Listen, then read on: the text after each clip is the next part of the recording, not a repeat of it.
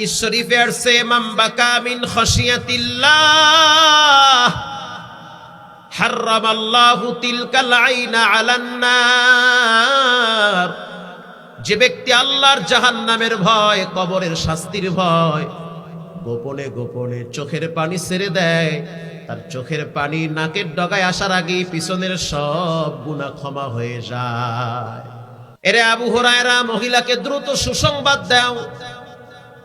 ফজরের নামাজের পরে আবু হুরায়রা তিনি অপেক্ষায় আছে, দেখি মহিলাটাকে দেখা যায় কিনা। খুঁজতে খুঁজতে খুঁজতে খুঁজতে সন্ধ্যার টাইমে দেখলো মহিলা একটা খেজুর গাছের কিনারায় দাঁড়ায় দাঁড়ায় পানি দিতেছে। নিজের বাবার পৈতৃক সম্পদ ছিল খেজুর বাগান, খেজুর গাছে পানি দিতেছে মহিলা। আবু হুরায়রা বলতে আছে, তোমার জন্য সুসংবাদ, রাসূল বলেছে তোমার জেনার গুনাহ আর বাচ্চা হত্যার গুনাহ আল্লাহ মাফ করেছে।